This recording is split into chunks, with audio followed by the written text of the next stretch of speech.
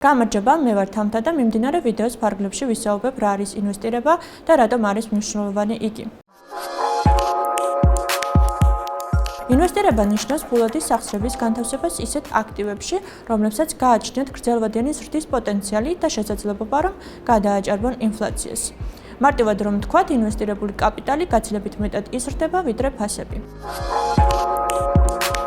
ინვესტირებისას სარგებელი შეიძლება ორი გზით მიიღოთ. პირველი შეძენილი აქტივების ფასის დროთა განმავლობაში ზრდით და მეორე პერიოდული შემოსავლით, მაგალითად როგორიც არის აპროცენტო შემოსავალი, დივიდენდი, იჯარა და ასე შემდგომ.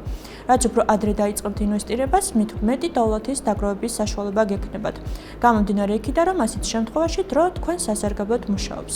უპირატესობა, რასაც დრო გაძლევთ, ფინანსური ტერმინოლოგიით რთული პროცენტის მეთოდში მდგომარეობს. აღნიშნული ნიშნავს იმას, რომ ყოველ მომდევნო პერიოდში სარგებელი ერიცხება როგორც ჩადებულ საწყის თანხას, ასევე წინა პერიოდში მიღებულ სარგებელსაც, რომელიც ავტომატურად დაერიცხება თქვენ საწყის კაპიტალს ან თავად დაამატებთ. აქვე მეტი სიცხადისთვის გიზიარებთ მაგალითსაც. დავუშვათ, გააკეთეთ 1000 ლარის ინვესტიცია, რომელიც წელიწადში 10%-ს გამოიმუშავებს. მაშინ პირველი წლის ბოლოს გექნებათ 1100 ლარი, ანუ მოგება 100 ლარის ტოლია. მეორე წელს თუ იგივე 10%-ს გამოიმუშავებთ, წლის ბოლოს სარგებელი დაერიცხება უკვე 1100 ლარს და წლის ბოლოს გექნებათ 1210 ლარი.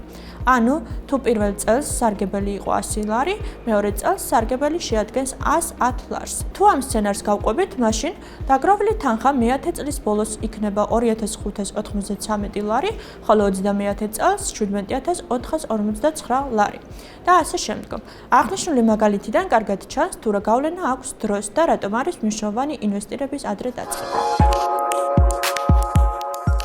თითოეულ ადამიანს აქვს ფინანსური მიზანი, ანუ მიზნები, რომლებიც ფინანსურ რესურსებთან არის დაკავშირებული. მაგალითად, ეს შეიძლება იყოს ბინის შეძენა, განათლების მიღება, საკუთარი ბიზნესის წამოწყობა თუ უზრუნველყოფილი ცხოვრება პენსიაზე გასვლის შემდგომ.